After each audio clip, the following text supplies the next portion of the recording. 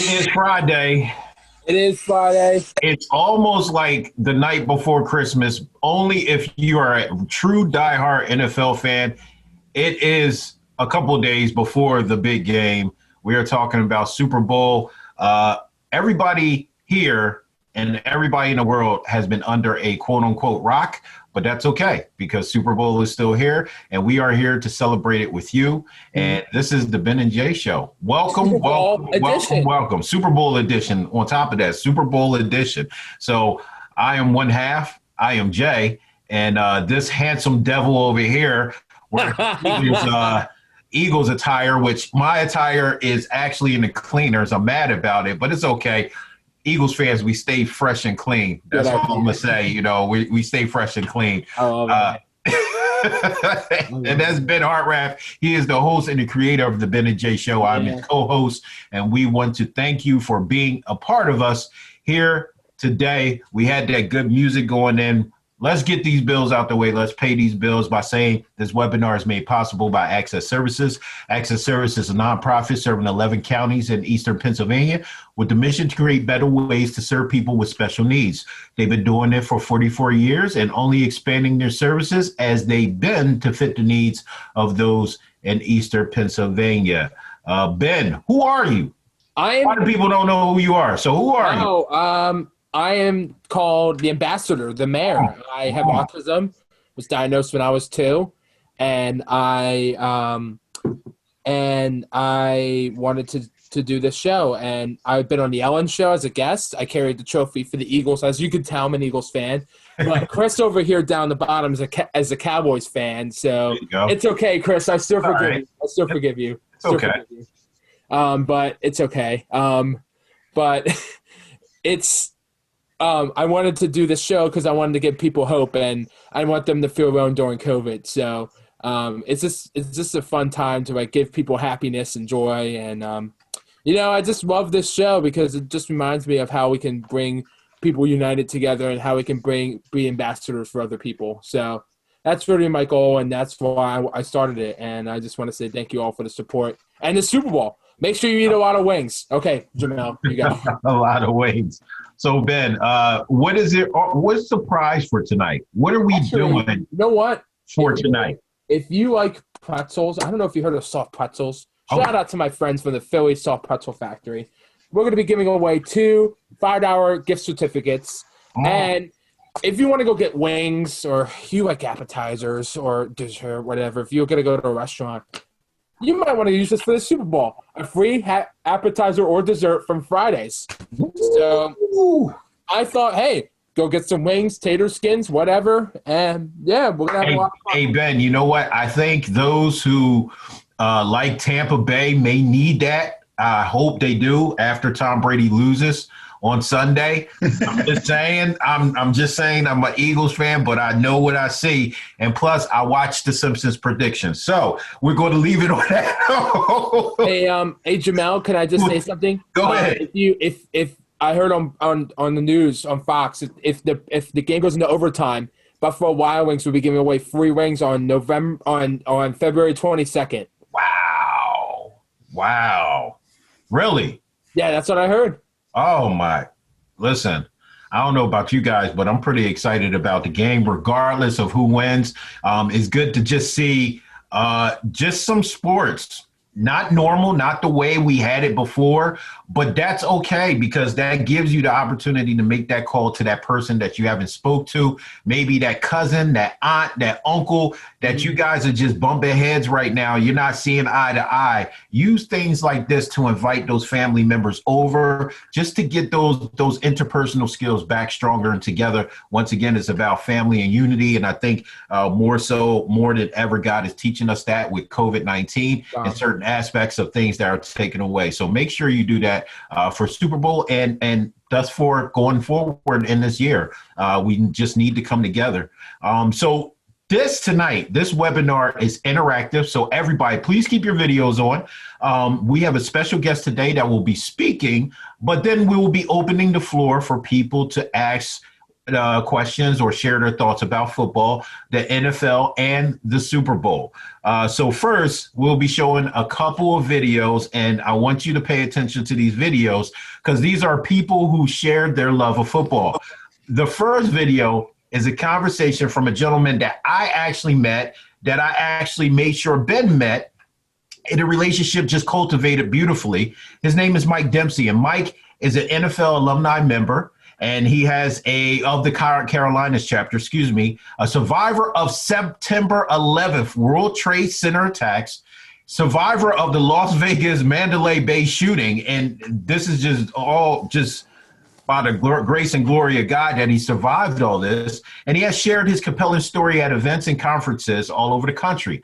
Now, Mike, also, the reason why I met him, I was a part of an autism conference. He also hosts a weekly podcast called Dads and Daughter Show with his autistic daughter, Kelly, shout out to Kelly, to raise awareness on special needs children and adults who have abilities beyond disabilities. Once again, abilities beyond disabilities, not just disabilities. We don't use that word here. Let's go ahead. Let's get these videos popping. Kaylee, our amazing assistant, take it away. Awesome. So as Jamil says, let's just chop it up. So if we were to have you on the panel on Friday, we would ask you, Chiefs or Buccaneers, who are you looking to want to win? Do you have any hard opinions about anyone on the teams? That kind of thing. I'll tell you what, my heart is in with Tampa because I started my failed NFL career that I had back in 1995 was with the Buccaneers. In one buck place, I got injury settlement and crushed my hopes and dreams of being an NFL superstar. But Tampa took very good care of me, and I've stayed involved in the NFL alumni chapters and a lot of organizations over the years. And so my heart is with Tampa and love the family, the Glazer family, and they've done. But I got to say, Patrick Mahomes, I've seen him grow. His agent, Lee Steinberg, is a friend of mine. I known Patrick for a very long time. So I want to see Patrick have a great game. Ooh. I'd like to see the Buccaneers. So if I had to make a prediction, I'm going to say 34-21. Ooh. That's going to be my prediction. But we'll see. It's going to be a great game. And I think it might be a closer game than people even give it credit for. So I think it's going to be a shootout, and we'll see. Definitely not going to be a low-scoring game. I can tell you that. Yeah, I can tell you that for sure. Like it's interesting to me, like how Super Bowl is a lot of fun. Like I like the wings, I like the commercials, but I also like the spending time with people. Absolutely. I mean, this is going to be a great. Even the NFL this season. I was asked earlier on an interview what they've been able to accomplish this season, and I think they far exceeded the NBA, Major League Baseball, with providing fans great quality entertainment. There's been very little there's been some COVID outbreaks, and the teams have handled it very well, and I think they put together – there's been a couple of exceptions during the season, but for the most part, they've done an A-plus job, and getting this far, I was worried a few months ago whether we'd even have a Super Bowl here this week. So the fact that they're having this, and, of course, it's a little odd, seeing Radio Row as bare as it is today. I'll be honest. I go every year, and it's usually buzzing, and all the NFL stars are here, and there's little of that. It's very the players are taking precautions. A lot of the alumni aren't here as they would be in ordinary years. But, we're all still here and having an event, whether it's going to be impacted by the pandemic or not, it's still going to be the same. And I think for people in the country to have a day to enjoy life as normal, right? Yeah. Sitting there at home Sunday, people can still turn on their TV sets and watch a great game. Yeah. In the NFL. Sorry for the Eagles. I know you're an Eagles fan, but did you play against get there the a couple years ago? Did you play against the Eagles when you were playing in Tampa? Did you play against the Eagles?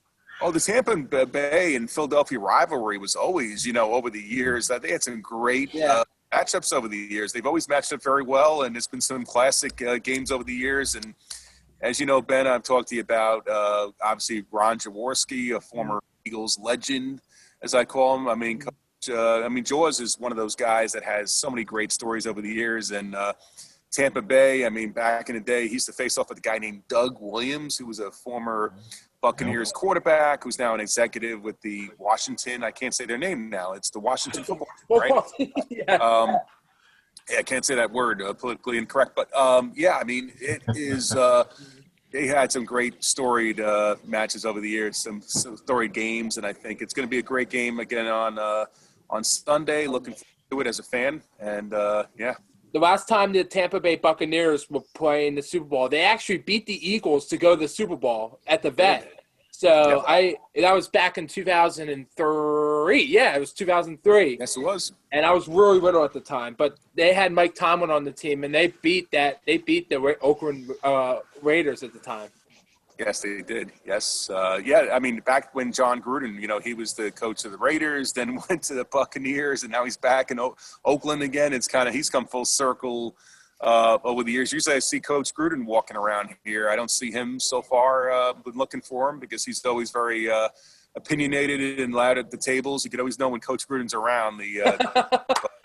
He's a great guy. I mean, I was fortunate. It's funny, the time that I had my brief tryout with Tampa, Sam Weiss was the coach then. I'll be honest, I don't think Sam even knew who I was. I saw him years later in an event. I'm like, tell him the whole story. Hey, Coach Weiss was there 99, 95, and he looked at me like, and you were who? Because he didn't really interact with me at all. And, unfortunately for me, I was damaged goods, didn't pass the physical, and but still a great experience. The fact that I even had the opportunity to try out and live my dream was something that I'm always proud of. Wow, that's very cool. Very cool. How do you feel about the NFL and everything that's been going on? Do you feel like they should have more inclusive stuff with people with autism and special needs that are happening today? Absolutely. As you know, Ben, my daughter Kelly has special needs. She has Asperger's, and wow. And I was just talking the other day with our mutual friend Rachel Barcelona. Mm-hmm. I know Rachel's down here this week. She lives in Tampa, and she works with Culture City. And Culture City, they were at the World Series as well, and they are working with some of the NFL teams. I did get an update, and their idea is to put those sensory rooms in every stadium. I know they have New England, Miami Dolphins have one already. Philadelphia does have one, and the owners of Kansas City, I think, are connected to this as well. And I know Lee Steinberg, I can tell you himself, Lee Steinberg's the agent for Patrick Mahomes, and Lee has an autistic son. Really? Dedicated. He has his fundraiser virtually tonight, and I know he's working on that, and I think it's going to go along pretty well. I think there's some great steps, and that was the message that Rachel said was, hey, this is in progress. This isn't like an idea. This idea is already in motion, so it's so great what you're doing, Ben, to promote that and push it, and anytime I get a chance to see Commissioner Roger Goodell, I know he would support it too. I mean, he's been a great guy over the years, supported a lot of great events and charities, and I know the NFL is behind it, so let's keep it rolling. I absolutely agree. And my dream one day is to work for the NFL and to really take awareness to the next level and be a village. And that's what NFL players need to do. And my goal is to really take some of the people who have Downs, autism, be cheerleaders on the sideline, whether we have them do different stuff.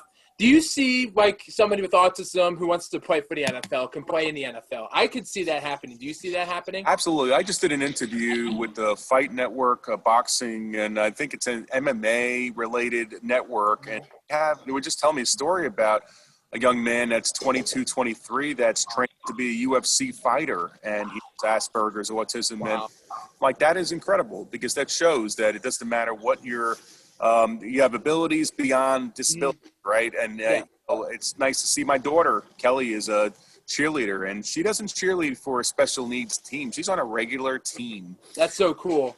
Because in high school, go ahead. Yeah. In high school, like I've seen a lot of my special needs friends cheering on the sidelines too, like in my high school. Like it's really cool how North Penn, like I go to a high school called North Penn, and they include some of the people who have like disabilities and people cheering on the sidelines. I have a couple of people that I know over there. So it's actually really cool. When I always say it's great when they have special need kids involved. It's nice when they're part of a regular league. See, Kelly didn't want to be classified as, my daughter, Kelly, as a special needs cheerleader. She did a dream team, and they parade them out, and it's nice. Don't get me wrong. I think that's incredible when they have a team all come out. But Kelly wanted to be on a regular team. And school, she was on a team. I don't think anybody even knew she was autistic. I got her on the team. The truth of the matter is I did go to the coach and say, you're getting my daughter on the team. As a dad, she never did that. She didn't figure out that she didn't really try out for the team. But I'll tell you this, she earned her spot. She was so good and learned the routines that I don't think anybody ever looked at her as a token to be on. She earned her spot. And what she wants to do now is really use this. She's in competitive cheerleading, and she wants to, go to the world championship. And how am I as a dad not to say, Kelly, obviously she can do this. She can accomplish her dreams. She learns tumbling, and it's cool. And she doesn't have the physical abilities that other kids do, but she's determined and being resilient. So, your dream, Ben, to work for the NFL, do not give up on that dream, because it will happen. You got to will it to happen, make it happen. And the networks, and whether me or Rachel or anybody who can give you those networks, you just got to get the opportunity to get in front of people and really lend your voice. And I'm going to tell you, I'm going to be working for you one day. Absolutely. Yeah. I would love to meet, I didn't know Patrick or Mahomes' agent has a son who has autism. Yeah, Lee Steinberg. His son comes every year. I see him at Radio Row every year. This is why it's unusual. Lee is not here. His party that he does every year at the Super Bowl is remote. It's tonight at 8:00 for a great foundation. But his son walks around with him, and I'm telling you what, his son does an incredible job organizing Lee's calendar. Just like today, doing interviews with literally every station I could find here. His son does a great job organizing and making sure all these interviews that Lee does talk about, whether it's Patrick or Tua, that's his other client, a great quarterback for the Dolphins. It's incredible to see his son is doing a great job, and it's very assimilated. So nobody looks at him any different than anybody else. Wow. That's very cool. Thank you. Wow. That was so much fun. That was. First off, I have to say, everybody, I unfortunately wasn't able to be a part of this interview, as you see. I have to give it up to you, Ben. You sounded just like NBC, ABC, nightly news, whatever type of news I love it. could possibly be. You were very articulate, very straightforward with your questions. And this is the reason why your show, the Ben and Jay show, has been so successful. So, everybody just give Ben that shout out. He definitely did a great job with Mike. Shout out to Mike Dempsey for, having that time to actually share with us. And go ahead, Ben. I just wanted to say that. Hey, Jose, how are you? I'm doing good, Ben. Hey, this is Jose, everybody. What's going on? What up, Tizzy? Hey, Jose. Nothing much, man. It's been a while. Hi, What Matt. up, Ben? Hi, Hannah's baby. What's up? How we all doing? It's my first time joining. Good. I love the show, Jose. You're in for a really good treat tonight. What up, Jay? What's going on, Jose? What's good? Oh, nothing much, Jay. On this Friday before the Super Bowl Sunday. There you go. Better place to be than with us. We appreciate you for being here. No problem. I always wanted to join Ben on this Zoom topic since I met him, and now with Tizzy on board as the other panelist, I know Tizzy and I know Ben, so it's an honor and a privilege to be on, Jay. There you go. Now I know you. You know me. So we straight. Everybody's good. Everybody knows everybody. That's how we like it. Yeah, I know. There's a lot of changes happening in Eagle Land these days now since the end of the season. Jose go with jokes. Yeah. Well, I see you, man. I've been following the ongoing saga of the new regime in the Eagle organization since Doug would left us at the end of the season. Definitely. It's a turmoil, but Eagles fly, Eagles fly. We will be victorious at the end of the day. Yeah, I've been a fan since 2017 aside. I grew up watching the great ultimate weapon as Randall growing up. There you go. We just talking about, there you go. Lethal. That's the way to have it. The lethal, lethal, lethal. He was. Definitely was. Definitely was. And not only that, he's the first Eagle doc. Remember, he was on SI. Mm-hmm. Mm-hmm. You could see I could remember like it was yesterday. He had it was him wearing the Eagle uniform, throwing the football on the cover of Sports Illustrated. Yeah? Yeah. I remember reading the article as a kid once. All right, great. Yo, Jose, you're knowledgeable, but hold those questions and those facts because Until the end. whole time for that. Ben, No problem, Ben. you got another video for us. Is that Yes, we right, do. Ben? Yes, we do. All right, let's get playing that. Let's get these. So hold on, let me find it. So my friend from Nick, his name is Nick. A second video shout out video from Nick Turbon from a Penn State football team. Nittany Lions. We are Penn State. Go Penn State. What up? Hey, what's going on, guys? This is Nick Tarburton from Green Lane, Pennsylvania. I play defensive end for Penn State, and I just want to wish my friend Ben and all of his viewers a happy Super Bowl weekend. Hope you guys have some awesome conversations about the Super Bowl and just on the game of football as a whole. Football is something that I hold dearly. It plays a huge role and part in my life, and it's something that's really special to me. As far as the Super Bowl goes, I'd love to see the Buccaneers win. I've grown a lot of respect for Brady over the years and would love to see him get one more. I want to thank you guys. I hope you guys have an awesome weekend. We'll see you. Wow. That's what's up, Nick. Shout out to you. Good looking on the video, man. Listen, He looks very good. I don't know what's up with everybody for the Buccaneers though. What's going on here? I don't know. Ben. I'm on the other side this week. I'm leaning towards Big Red and Mahomes to have a dynasty in KC. There you go. I think since 2001, I've pretty much grown tired of Brady being in a conference championship, a Super Bowl, a playoff. I think half the country is having a little case of Tom Brady fatigue. There you go. Hey, Ben, we got somebody else. Yes, we do. Without further ado, we have a special guest, Lee Rouson, with us today. Lee played football for the New York Giants for 6 years, receiving 2 Super Bowl rings. He was a special teams player of the year in 1986. In his final year in the NFL, he was a starting fullback and a tight end with the Cleveland Browns under Coach Bill Belichick. He also worked as a professional speaker with Sports World Mission for over 20 years. He served as the director of North Jersey of Christian Fellowship of Christian Athletes for 15 years. Lee works tirelessly throughout the community, encouraging everyone from youth and to the elderly with the message of hope. Lee and his wife Lisa have 4 children and 5 grandchildren. Ladies and gentlemen, please welcome Lee Rouson. Thank you, Lee Rouson. We're so happy to have you here on the show. Welcome, Ray.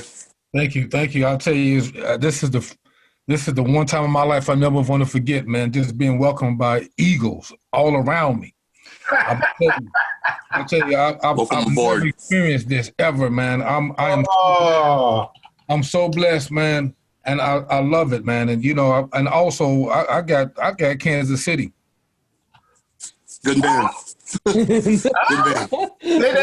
Say that again, Lee. I'm gonna tell you why. Okay. It's not about Brady. It's not Mahomes. It's about the team. You see, 30 years ago, everybody had Buffalo beating us in Tampa, Super Bowl, 20-19. That's right, and that was a team effort. It was all the ball players and all the coaches all together. Now, I'm not saying that can't happen with Tampa. I'm not saying that they can't dial it up, and everybody's on the same page. But I don't know. Just deep down, I'm thinking Kansas City's they're gonna dial up. They may even get behind. And you see, and come back just like how Brady has done most of the time. It may be the other way around. Facts. That's kind of what I'm sensing. That's what you're sensing right there. Listen, That's a good prediction right there. I know a lot of people right now are really, really banking on Brady just because of his expertise. Don't get me wrong; he's an amazing quarterback for just realizing his area, really mapping out, the field and knowing and feeling, when the pressure is coming on, hearing the line changes. He has that, but I have seen over the years the sense of new, thirsty and hungry quarterbacks emerge victorious over the years. I mean, they're just coming in, they're outsmarting because they're using, I wouldn't say better strategies, but you're just looking at the game differently.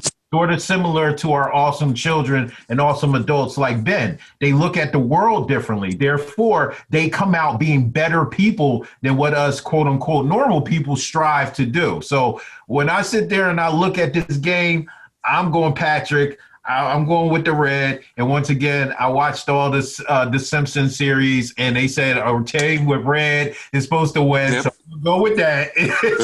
Yep.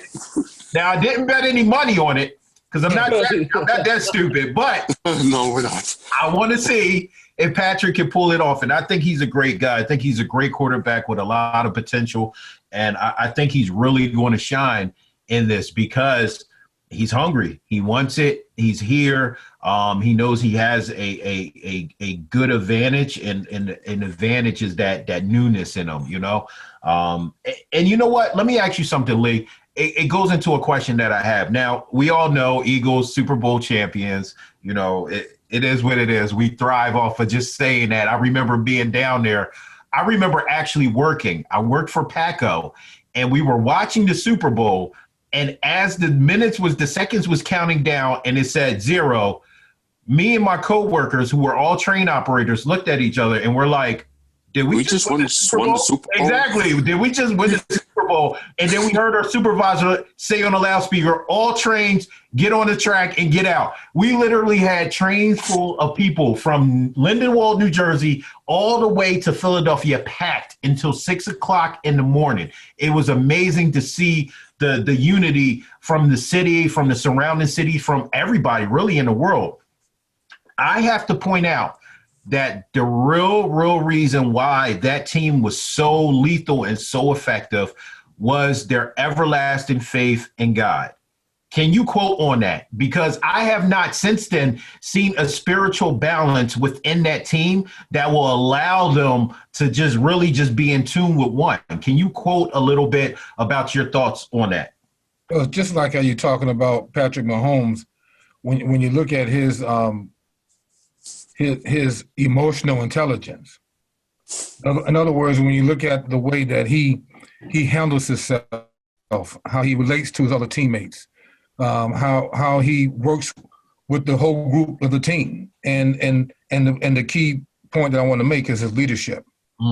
There was a leadership with the Eagles. There was, and it was the quarterback, not the first string one, even though his leadership was strong too, but it was the other guy, Nick Foles, who had that spiritual thing going on, that he had that heart thing, that mind, right, that was infectious to his teammates. And you see, when you have that, that's something that comes from the heart and the mind, bro. It's just not the talent. Now Mahomes, he got the talent, but he has that thing even more. He has it even more. Remember when number 17 fumbled the ball on the punt return? Yep. He went on the bench, put the cover over his head, and he was like, oh, and Holmes was like, yo, man, just be you. Yeah. You gonna be us. Yeah. Been here before. Let's go. Right. Yeah. Okay. You can't listen. That I'm not saying Brady doesn't have some of that. He's an old goat, man. You can't take none from him. He got it too, but we're gonna see who got it gonna work Sunday. Yeah. We're gonna see who is gonna get it done. And if I was a betting man, which I don't bet money, I would put it on. Lee, I remember watching Super Bowl 25, and I know stories from that game. I remember Belichick's game plan on how to give up half the field to Jim Kelly while they focused on Thurman Thomas. I think it was a masterful game plan by Coach Belichick, telling guys like Lawrence Taylor and Carl Banks, those guys to cover half the field the whole game, sacrificing the yardage for Thurman Thomas. Your thoughts on that, Lee? Well, it's amazing how that's 30 years ago, guys, and he remembers this. Yeah. I'm serious. So when you look at the strategies of Bill Belichick, who had like a nose guard, one defensive lineman, and then the rest were linebackers. I kind of remember it was Howard and Marshall playing the D line that day. Right, exactly. And now for the first half, it stumped them. Okay, but then the second half they kind of got a hold to it, and it began to progress. So it wasn't only Belichick's strategy, but then it was also Parcells or Ron Earhart's strategy on the offense to control the ball. Just see, they had the old dude, O.J. Anderson, running back. We had other running backs, man, that were faster and were even more talented, but O.J. was the guy Parcells wanted because he would just get 4 yards a carry. He knew how to do that and control the ball, taking the time off the clock. So that type of strategy. I'm looking at Kansas City. They know they got Tyreek Hill. Okay, but what kind of strategy are they going to come with? They trying to win this game, or they trying to? We're probably going to try to lock him down. What kind of strategy are they going to have again, offensively and defensively? So to answer your question, or just to respond to your insight and your comment, yeah, brother, that was an amazing strategic type of coaching, and the ball players were obedient to it, and they played within their field, not trying to do nothing but their job. And we were all brainwashed about that. Belichick was always like, yo, man, I remember one time I ran down in practice on the kickoff team, and the dude beside me got in my lane and pushed me over, and we both missed the tackle. And I got up cursing him out. I was like, yo, blah, blah, blah, blah. What's wrong with you? Belichick gets in my face, right? He says, hey, Rouson, just do your job. Oh, well. Just do your job. Don't worry. Stay in your lane. Stay in your lane, Lee. Stay in your lane, number 22. That's it. Just do your job. That's it. Yep. And Lee, it's crazy that you talked a little bit about this. Can you tell us, how would you sum up your experience as far as playing in the NFL? If you could just give us maybe a phrase, a word, maybe put it towards a song, how would you sum up your experience with that? It was tough, man. Oh man! If I did put together some lyrics, like if I was singing a song, it'd be like this, man. I was an 8th round draft pick. I came in, just barely made the team. Had a faking injury. Okay, I wasn't nothing wrong. I had a faking injury to make the roster was 45 men. Then I finally make the team, and I'm a backup. Okay, then I become a plaintiff in a court case against the NFL for free agency. Not only was I a plaintiff, I won. I was one of the 4 ball players that beat the NFL, that changed the whole system. And I was blackballed in 1990. Didn't have 1 carry that season. Wasn't invited to none of the events. I mean, it was tough. Wow. And I almost walked away from that Super Bowl. I left the meeting in Tampa Bay. When I realized I wasn't going to carry the ball in Super Bowl, my parents were there, my family. I was like, you know what, I'm done. I'm getting ready to go back to New Jersey. I storm out the meeting, getting ready to get in my car, and I hear somebody go, "Hey, Ruru," and it was Everson Walls. He had just came from the Cowboys. Wow. Everson Walls. I remember. And when he said that, I lost it. I started cursing. I was going crazy, man. All the hurt, all the pain, all the bitterness, all the frustration that was in me just came out, right? And he gets in my face. He wasn't like, yo, bro, let's go get a drink, man. I want you to just calm down and breathe. He wasn't like that. He was like, yo, man, you better step out of this right now. This ain't about you. I ain't never been here. Your time gonna come, but you ain't gonna take this from me and the teammates. Wow. And then that love right there, it woke me up. Yeah. In that moment, I was free. In that moment, from all that bitterness, all that anger, all that frustration, I went to the hotel and grabbed my wife and kids. I couldn't even talk. I just hugged them and kissed them, and I left. And when I left, my cell phone rings. Mm. And then it's the chaplain for the Giants. He says, "Hey, Lee, for the first time in the history of the Super Bowl, we're going to have a ball player from each team share their testimony about Christ. And we picked you." Wow. And Frank Wright was the ball player for the Bills, who shared his testimony, and I shared my testimony. And guess how many carries I had in the Super Bowl? 25. 0. But I had 5 unbelievable special team plays, man, that helped us win that tough game. There you go. And then the 1st of March, after February went by, in my house in New Jersey, Belichick calls me on the phone and says, "Hey, Lee, it's your time now." I was like, "What you talking about, Coach?" He said, "I'm the head coach of the Cleveland Browns. I want you to come with me. You can be my starting running back." Nice. Nice. So many of us go through things, and then if we get caught up in them, we miss what's waiting for us. No. Absolutely. Listen, it's hard, and it's difficult. Listen, Lee. So that's the name of my song, man. It's tough. It's tough. Hey, listen, Lee, you don't know how much I needed to hear that right now. That's, you get chills. Goosebumps. Listen to what you just said. Your testimony is really just speaking what it is, just to, just be patient and really play for others, serve others. Once again, the foundation of the Bible, the principles of love. What Christ has for us, man. It's amazing to hear that. And I want to thank you just for your transparency and openness, because a lot of people, if I ask them that question, they'll try to shy away, and sometimes they want to make everything all glitz and glory and everything. But you know what? It's just like a lot of people say, you show the positives, you show your triumphs, but you definitely got to show your disappointments and your non-victories and everything like that. That helps cultivate the man that you are. So thank you for sharing that. That was amazing. Ben got a question for you too. Actually, Mike Dempsey's on. I just want to say hello to Mike. Everybody say hi. Mike. Hi, Mike. Mike, what's up, Mike? Good looking on the shout out. You're on mute. Yeah, you're on mute. Yeah. You're on mute. Let's see if we can get Mike. Okay, can you guys hear me now? Hopefully I'm not too loud here.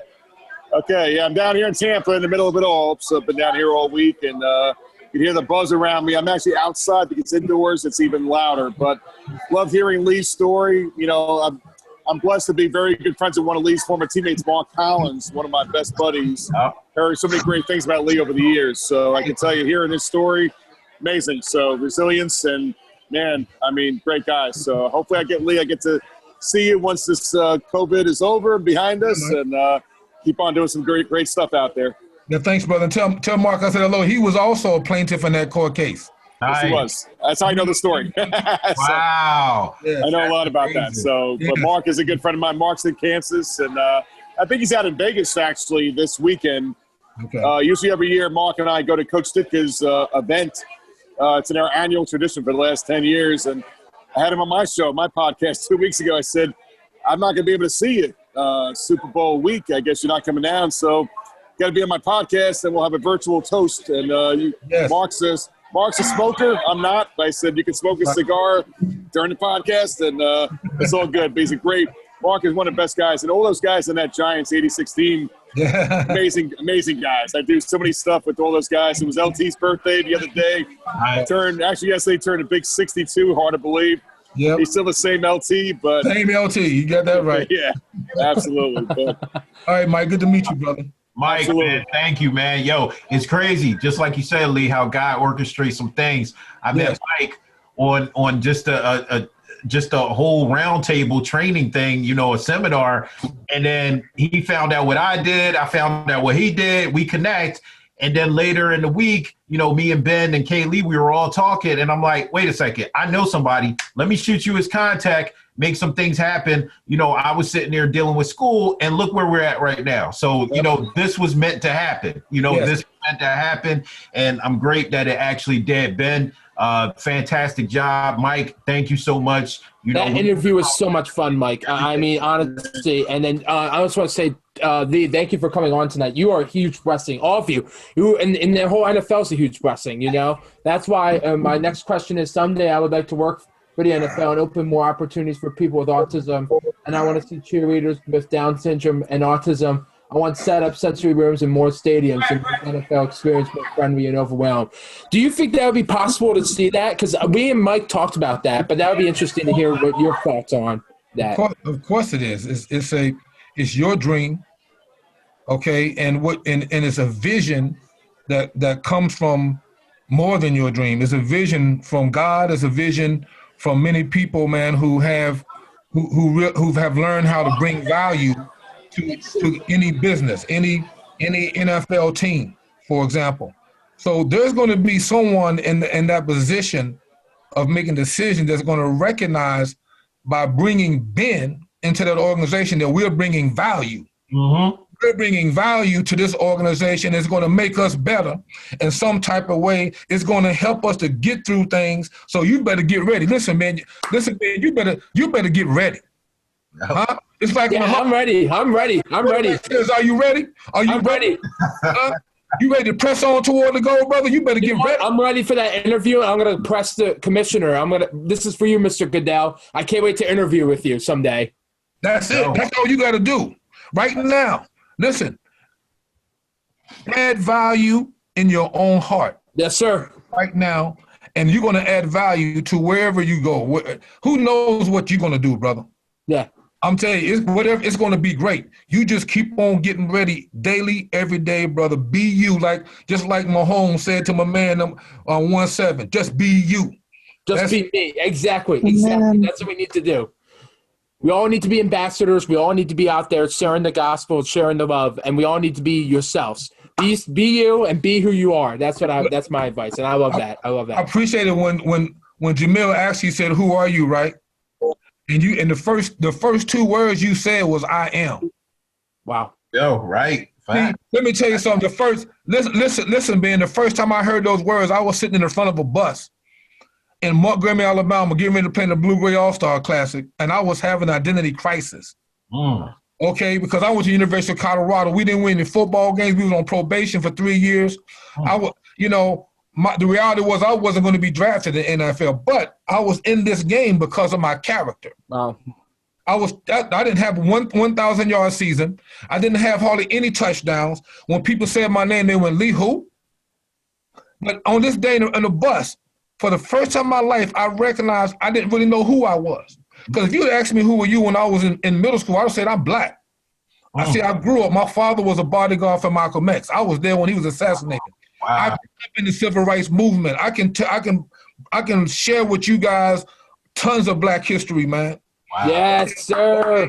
But when I was a junior in high school, I wouldn't. If somebody said, "Who are you?" I would have said I was black, because at that point, most of the black people, most of the white people, they didn't look at me as black. I would have said, "Man, I'm Lee Rouson, don't you know? Man, I'm flying on airplanes to L.A. Southern Cal wants me. Pitt, Colorado, Notre Dame, everybody. They want to give my parents houses and money and cars if I go to their school. I'm Lee Rouson. That's who I am." But when I signed my name on the contract to go to Colorado, and then 3 days later we were put on probation, my struggle began. Mm-hmm. And so here I am a week before Christmas in 1984, having an identity crisis, having no idea who I was. But I was like, you know what? I don't care if I don't know who I am. I'm not giving up. Mm. So I go to practice, I come back, I sit down in front of the bus. I just dude right behind the bus driver, and he was just different than everybody on the bus. He wasn't like a lot of dudes on the back of the bus acting like, yeah, man, the Steelers going to draft me, man. They worked me out 10 times. The Cowboys going to pick me in the first round because they called me and told me. This brother, he had his game face on. He wasn't saying nothing to nobody. And I was like, yo, man, who is this dude? I said, I couldn't help myself. I was like, I touched him on the shoulder. I said, excuse me, brother, who are you? He looks at me. He says, I am the best wide receiver in the NFL. My name is Jerry Rice. I'm from Mississippi. And I was like, whatever. Because I ain't never heard nobody. How come he didn't say, yo, man, I'm black, man, I'm chocolate, I'm African-American. He didn't say his nationality was who he was. He didn't say, man, I'm Jerry Rice, his name, his reputation. He didn't say I'm a football player, his occupation. His identity was a choice in his heart. He had decided who he was before he was. The NFL draft was 4 months later. See, and when that day came, when the 4 months later came, when that draft day came, he was drafted by the San Francisco 49ers in the first round, and then 20 years later, he became the all-time best wide receiver for most categories in the NFL. You see, Ben, you decide who you are in your heart right now, and then every day you become it. Can you imagine Jerry Rice when he was little in the 4th grade saying this? I'm the best wide receiver in the NFL, and every day I'm going to walk that walk, I'm going to talk that talk, I'm going to live it, I'm going to do it, I'm going to be there, and nothing or nobody going to stop me. You may look at me like I'm a snot-nosed 4th grader. Man, stop judging me by what you see on the outside. You know, matter of fact, you're not seeing me anyway, you're hearing me, because who I am is a choice that's deep in my heart. I am the best wide receiver in the NFL, right? And when I start going through all kind of struggles I've ever heard in my entire life, honestly. When I go through all kind of struggles, when I go through all kind of challenges and stresses, I'm going to take them and make them opportunities. Because I've already decided in my heart who I am right now. So whatever come my way is going to be an opportunity, because I already made the choice. I am the best wide receiver in the NFL right now. That day changed my life, and I didn't even know it. Wow. I didn't even know it until years later when I shared with you guys earlier, when I surrendered to my true identity. Yep. That's when I recognized what happened at the front of the bus in Montgomery, Alabama with this dude, Jerry Rice. Wow. That's amazing. It's a choice in your heart, Ben. You ain't got to be worrying about nothing. Don't let Mahomes hear about you, man. He'll jump on you, brother, and tell you to be you. There you go. There you go. Anybody who don't live by a false identity, that's how they're gonna come at you like that. Wow. Exactly. 100%. I mean, Ben, I'm about to be teary-eyed because you just made me happy tears, because it's like you have emotional speaking. I mean, I love public speaking, and I've done so many schools, but I feel like I want to take it to the next level, and I feel like you did, because 1, you were amazing. 2, you are incredible. 3, and you know Jesus, and God is my friend, and God literally provides me to the right people at the right time. And he also has a disability ministry called Bridge. God provided me to that church called Calvary Souderton. They have a great disability ministry. I have to take you there sometime, and they have incredible ministry. And you just made me so happy. I'm blown away from you. I'm like, wow, you are amazing. Hey, Ben, for you, I'll hang out in Eagle territory.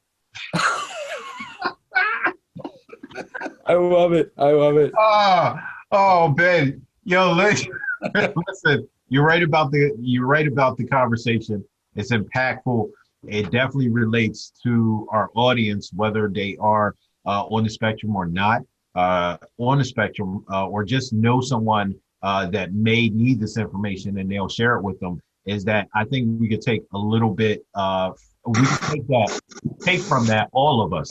Is I am just knowing your identity, knowing yourself, and really going forward in that. So it was powerful. You are absolutely right. And Lee, thank you for those words. I mean, I couldn't have said anything better than that. It was moving. It was touching, because people felt your emotion. And this is from you going through what you've been through and really just being able, once again, to be open and transparent. So that's amazing.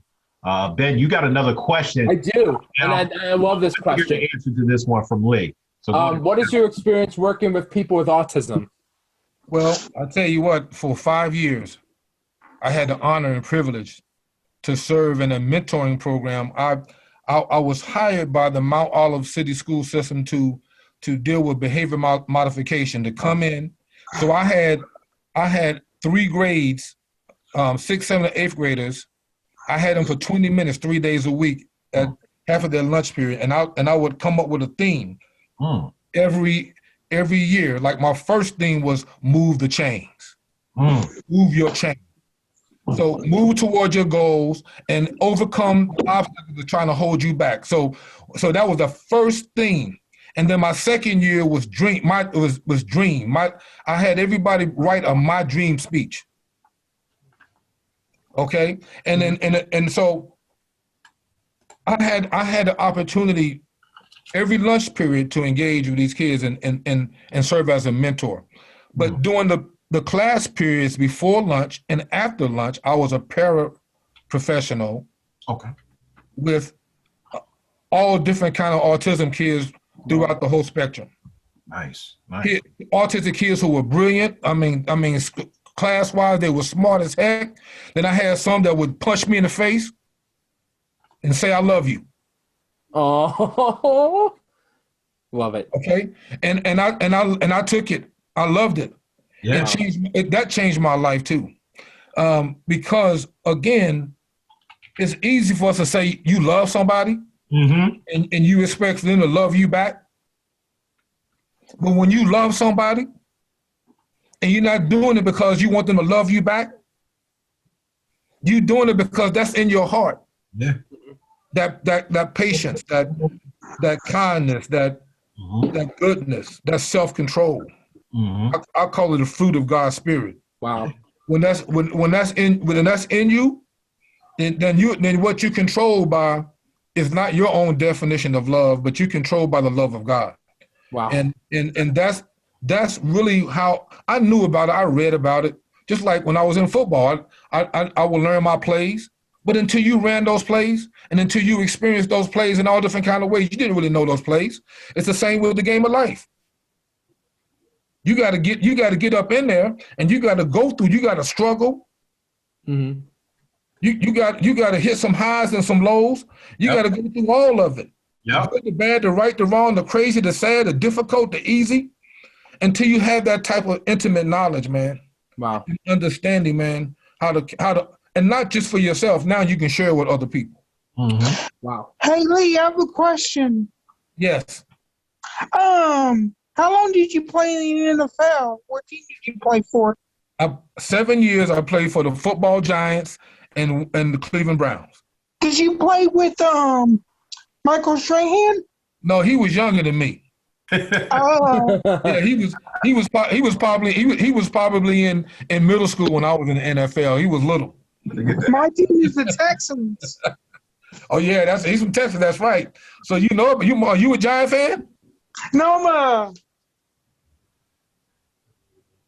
What's that? Deshaun Watson. Oh, it's Deshaun. Okay, all right. Love it. Great football player.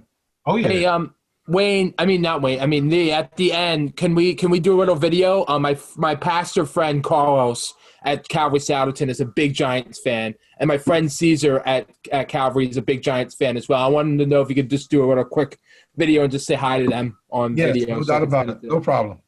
So Lee, I got another question, and we're going to open the floor up from questions from everybody. All right, so you're speaking not to those who are neurotypical, those individuals not on the spectrum right now. I want you to give a message of hope, which this show is about. It's about hope. We started it in COVID. We are still going strong in the midst of COVID and so many other different pieces in this world that's making up what we live in right now. What is one message of hope from all your experience that you have grasped, from everything that you have done in your lifetime, and you still have more to do? What is one message of hope you would like to send out to those individuals on the spectrum? I would say that when you decide, when you choose who you are, the next step is to become it. Is this? It's like our identity, your identity. Learn this is it sounds simple. It's not that easy, but you can do it. When you decide the noun of your identity, when you choose the person, the persona, the place, your heart and your mind, and the thing, your character, that's the noun of who you are. When you decide that, because that's the one thing that you have that nobody can take from you is your choice. Yeah. And then the verb, act like it, become it to the best of your ability. Okay, and the convergence of that noun and verb, it gives you a purpose-driven life. When the choice that you make of who you are converges with the verb, now you act like it every day. You become it. Yeah. It produces a purpose-driven life. Your life you will be driven by the purpose of learning and knowing and becoming your true identity. Wow. Listen, I don't know about you guys, but I took something from that. And I'm going to apply that right now. I'm not going to wait until Monday. I'm not going to wait until tomorrow. Right now, I agree, apply it right now to what I'm doing and what I want to do in my life. And that right there, man, we can replay that. That's going to live on forever. That's what it's about, leaving your legacy. Your legacy is more than what you do. It's in your experiences. It's in your openness to share with others. It's in those words. Those words speak nothing but love. Once again, it is what it is. It's about love. Lee, thank you for that. I know it's going to hit somebody, and it's going to really resonate with somebody out there, whether they're a parent, they're an autistic individual themselves, if they're a grandparent, whoever it may be, it's going to resonate with them. So now at this time, we have the amazing opportunity to open up all the mics for you to ask questions to Lee. We just ask a few housekeeping rules. Just make sure that you are courteous to someone who is asking a question and wait your turn. And then go ahead and just state your question and then mute yourself after you ask your question so that we won't get any feedback. So we have unmuted all the mics. Go ahead and ask your questions, just one at a time, like I said, and just give enough time for someone else to ask a question. So floor is open. Let's ask Lee some questions. Let's get it. Hey, Lee, when did you become a believer in the Lord? Good question. It is a good question. I grew up Catholic in North Carolina, so I know that I believed in God, but I never really heard the message to choose Christ. To believe in my heart and confess with my mouth. That didn't happen until 1981 when I was in Colorado Springs, Colorado, after my freshman year, and everything again in my life at that time, began a tremendous struggle in my life. And this old Mexican man said to me when they said, Lee, he said, "You know Jesus?" I was like, "Yes, sir." I was an altar boy. And he's like, "No, but do you know him? Did you say, Lord Jesus? I'm a sinner. I've been living life my way, doing what I want. Did you forgive me? Come into my heart and be my savior." Wow. And he said, "Lee, if there's not a heaven, you're gonna at least live a good life. But if there is a heaven and he's the savior, he's the one that saves, you're gonna be saved and you're gonna be in heaven one day." And so I was like, "Well, how do I do it?" He said, "Well, you can do it. You can pray with me right here, or you can go in the basement and get on your face and pray to the Lord." So I said, "I'm going to the basement." So I went in the basement of his house and I prayed that prayer. And I got up and I became worse than I was because I didn't have any discipleship. And Jesus, he was my savior, but he wasn't the Lord of my life. I continued living just like I had been living and started doing other things even worse. And then, then it was 1994, I was sharing with earlier, is when I surrendered all of my life to the Lord Jesus. Now he just wasn't my savior, but he was my Lord. Wow. And so I began to follow him and decide to be a follower, a disciple of Christ, and live by the redemptive power of the Lord in every role that I play, as far as being a husband, as far as being a father, as far as being a friend, as far as being whatever, minister, businessman. Doesn't matter what role that I play, I build the roles of my life. I've been building it on the foundation of Christ. Yeah. And I've been plugged into the power source that gives me the life to live every role. Amen. And it's the power of God. It's not my power. Power of God. Facts. Amen. Amen. Alex, thank you for that question, brother. You brought up a question that we were probably all thinking, and we just didn't get it out our mouths in time, but you did. So we appreciate that. Yeah, I played college football at St. Houston State. I played college football. I'm about to get drafted next year. Ooh. Uh-oh. Oh boy. There you go. We'll What's see. up, Alex? Listen, we're going to have you back on the show no time. Him. Good. Alyssa wants to go next. Go ahead, Alyssa. Okay. Hi, everyone. Hey, Alyssa. Hey. What's up, Alyssa? Evening. I wanted to say, first of all, Jamal, we missed you, buddy. We missed you last week. I know. Much.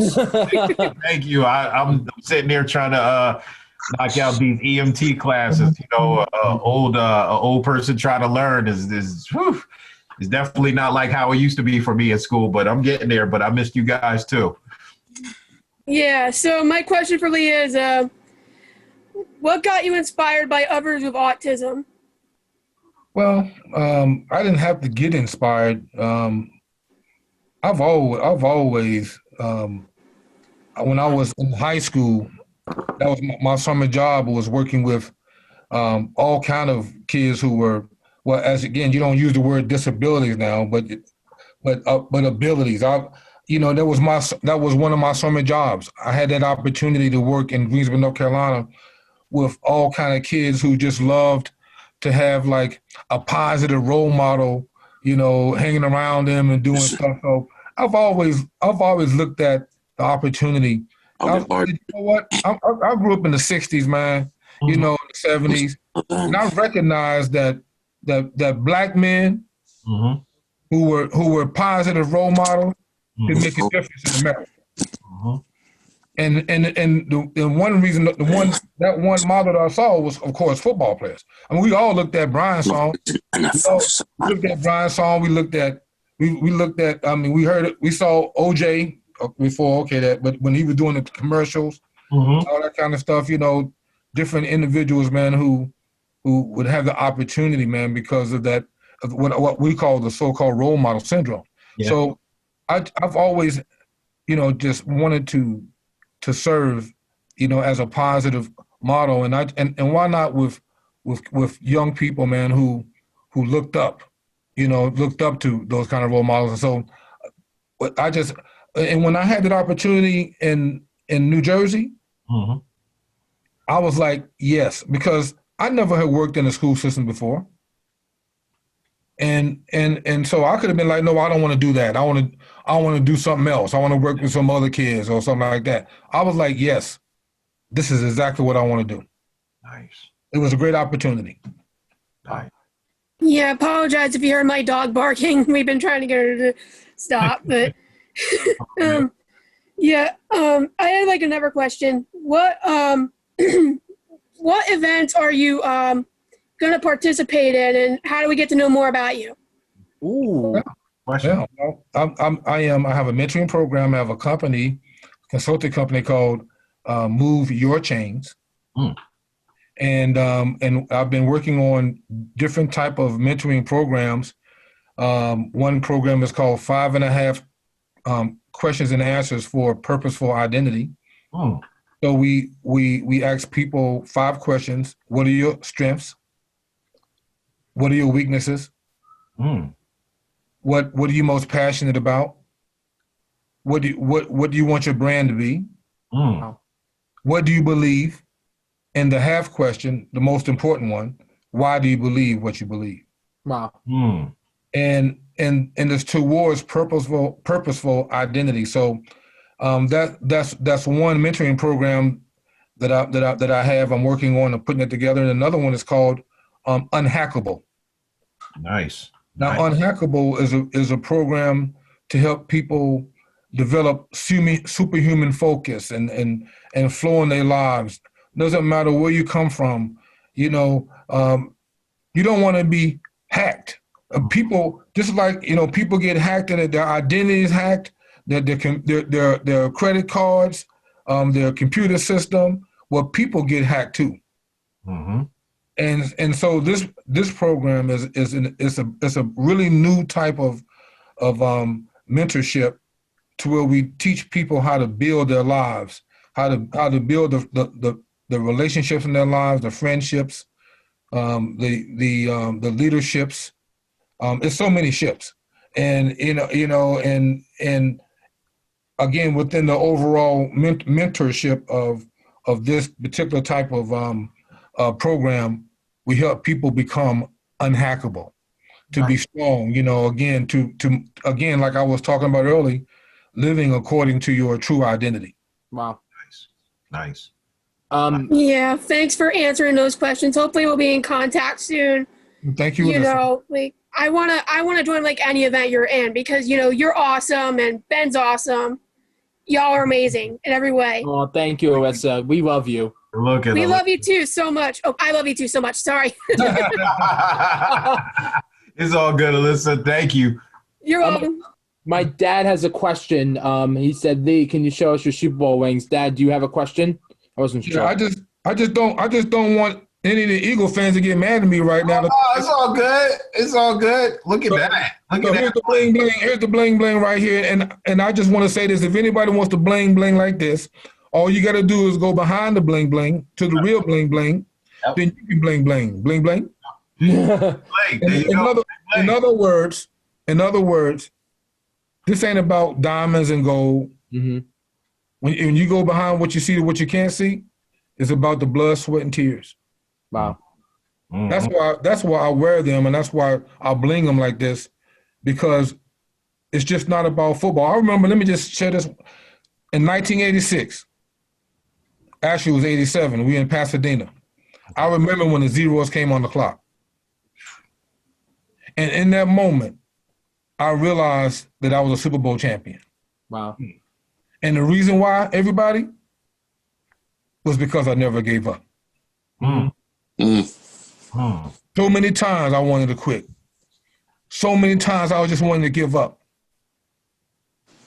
And so many times I came so close to giving up, but I didn't.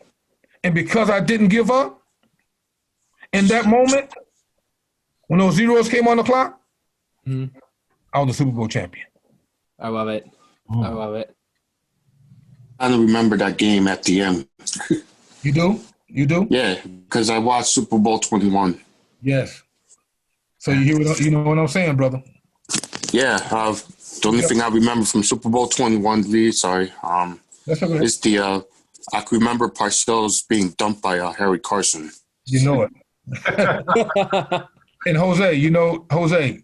Yes, Lee. Did you know that the Giants started that? Did you know we started that? Yeah. Harry Carson made the Gatorade bath a way of life. That's right. Can I ask you another question, Jose?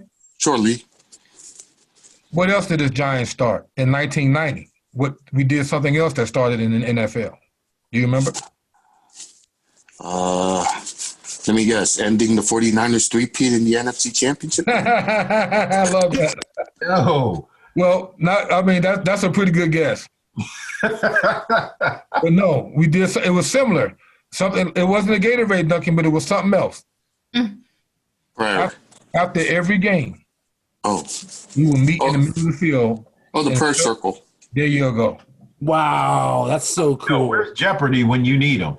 Like, what's going on between you and Jose? I don't know what's going on. We need to get a strong team together. We need to definitely team awesome. I'm down for it. I won't be able to contribute much, but I'll just look strong. I'll just be on the end and just look strong. Just stand there, and that's it. Can I? Jamil, can I ask a question for Lee? Lee, question on Super Bowl 25. Let's go back to that. Did you know near the end of the game that when Norwood was lining up to kick the field goal that we knew the result of? Where were you when that field goal was kicked by Scott Norwood? I've been asked this question, Jose, and it's been a very popular question. And I was not praying. Oh, wow. Oh, wow. I wasn't. And I was like, at that point, I was exhausted. I had given everything I had there, like all my other teammates. And at that point, I was like, whatever's going to happen is going to happen. I gave everything I had. If the Bills win, they deserve it. They were a great team. I really felt like that. It was crazy. And then I said, I hope that he misses so we can win. And that's what happened. So I was standing up. I was actually standing up, looking at the whole thing. It was like I was free, man. It was weird. Wow. And I think that was because of just everything I had been through that whole year. If I would have been like one of the regular starting ball players, in the whole game plan, I'd probably been on my face praying, man. Oh, Jesus. But, I had a different experience. I bet.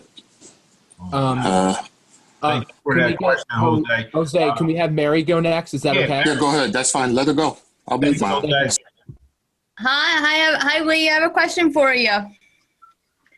Are those rings both from one ring from when you were with one team and the other team from one ring from the one team and the other ring from the other team, or are they from the same team?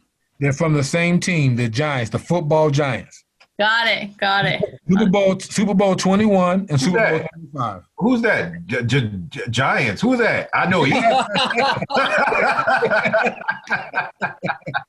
Love it. It's like, no, that's amazing, man. Listen, your testimony. I mean, your story. Jose spitting those facts for you to be able to recall them. See, that's the amazing part is that we look from the outside in.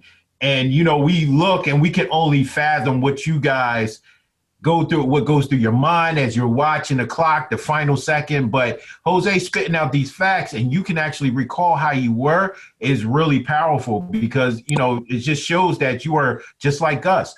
We might not be talking about a Super Bowl game, but we might be talking about a job promotion, or we might be talking about a place to live, signing a lease for your brand new house, just waiting for that credit approval. So it's like so many different things that, we could put ourselves in your shoes just like, yo, you know what? At the end of the day, God reigns. He's going to allow whatever is going to happen, happens. And I just got to roll with the punches. And I think that's more another message that you can take away from this. So this is good. This is definitely good. I want to take up. Else have any questions? My mom, dad, Dan, Chuck, Gwen, anybody? Jess? I have something else to say. This is Mary. Okay.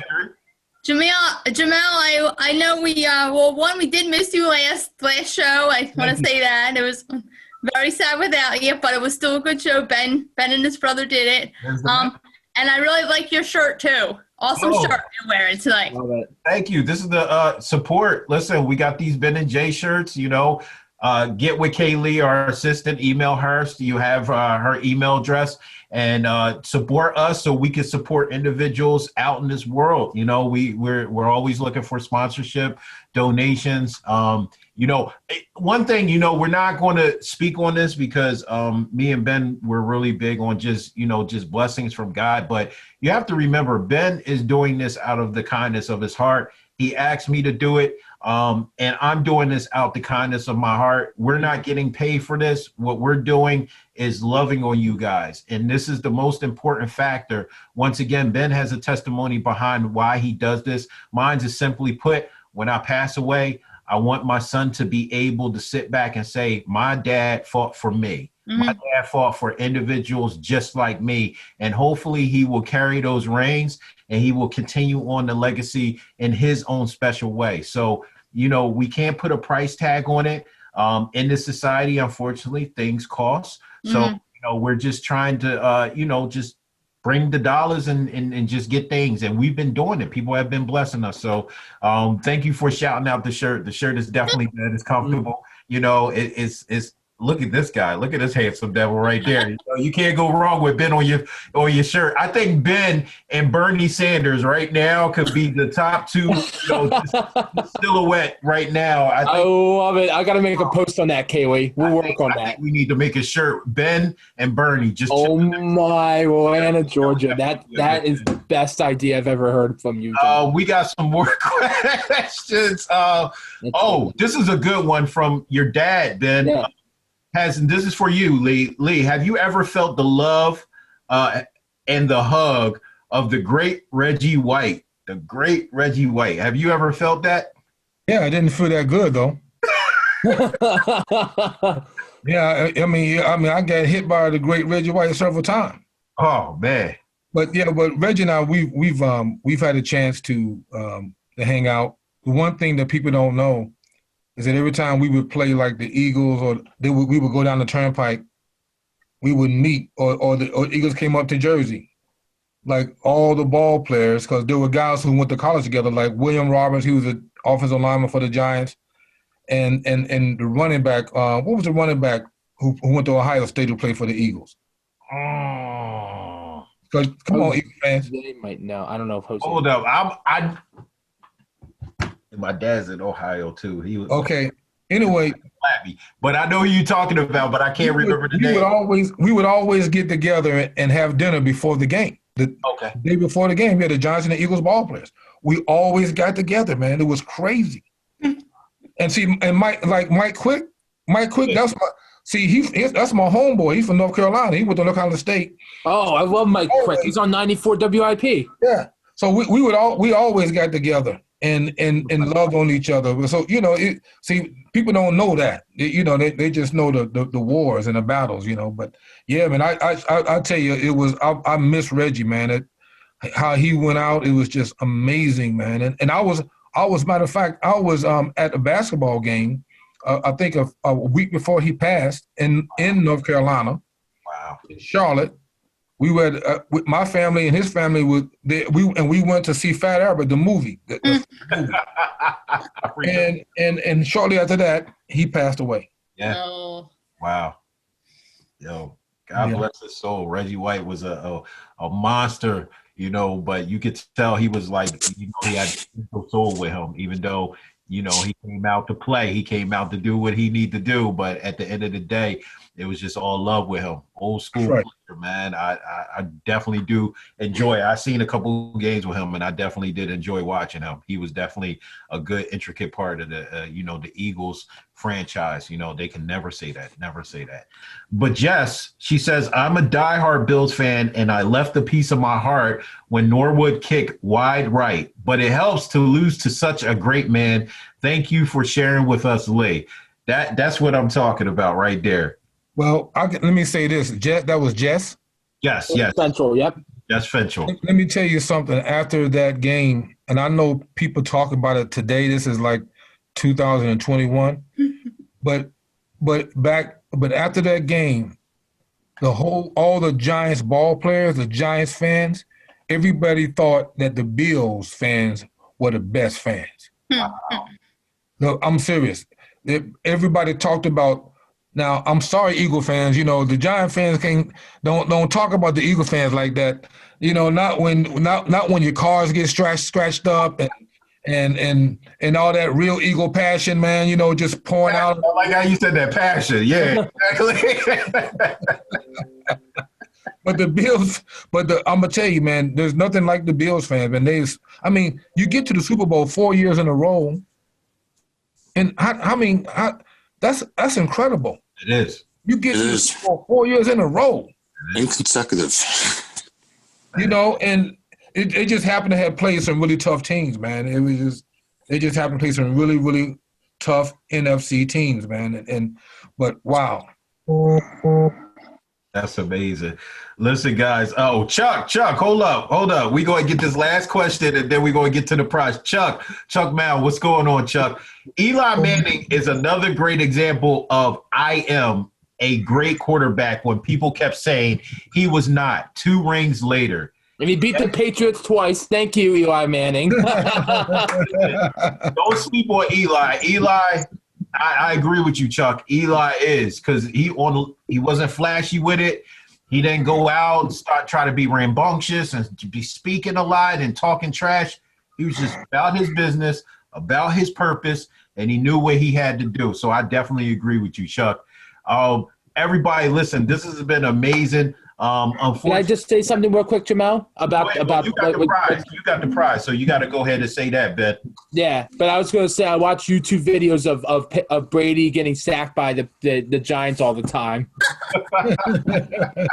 It's great. I love watching those videos. It's great. It's just like I laugh at it all the time.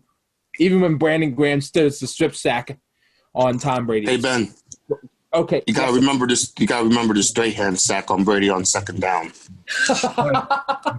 Yeah. That's right.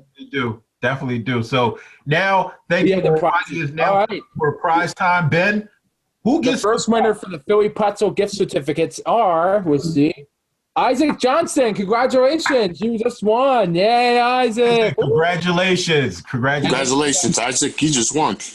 All right, and the Friday's gift certificate is Alex. Alex, congratulations. You won. Alex. Congratulations, Alex. Congratulations to both of you. Just remember that Kaylee will be reaching out to you via email just to get your information as far as to sending your prizes. And once again, if you would like to support what we do here at the Ben and Jay Show, please consider donating to Access Services at www.accessservices.org/donate. And you can follow us on social media for encouraging words and updates throughout the weeks. So we end this actually with a words of encouragement from myself and Ben.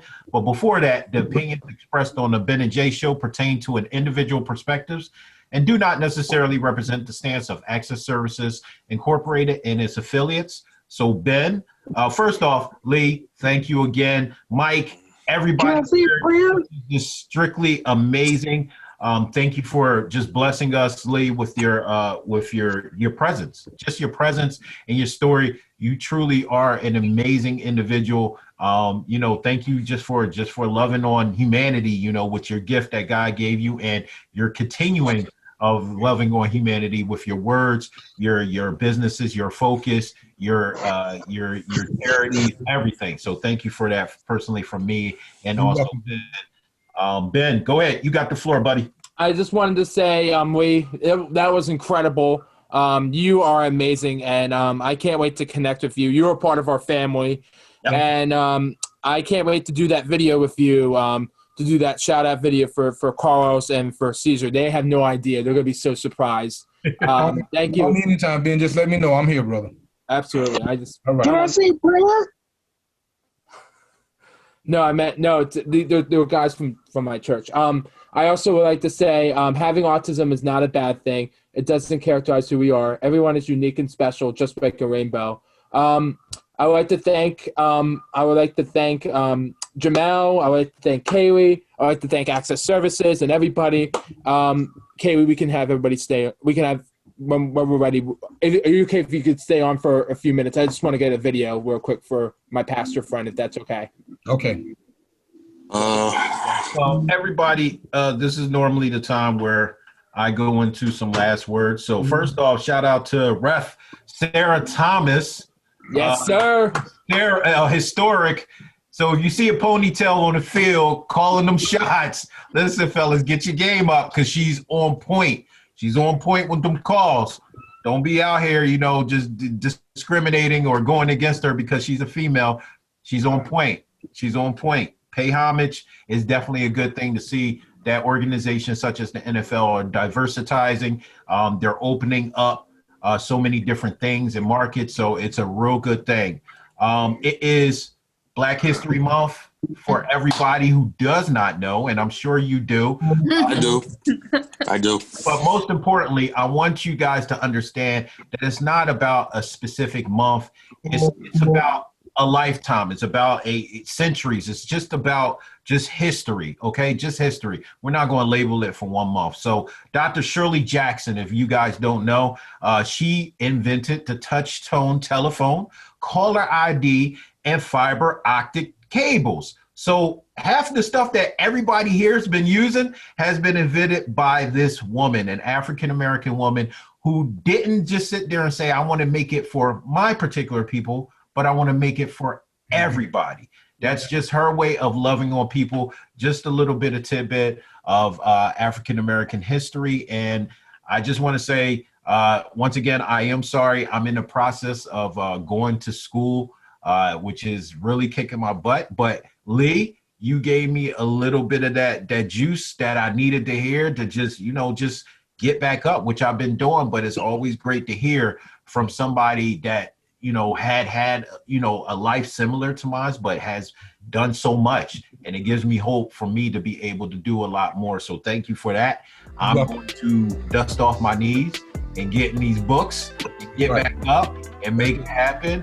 And everybody here, we want you to know from the Ben and Jay Show, we love you. Dust your knees off, get back up, Look straight up, puff your chest out, and start walking forward.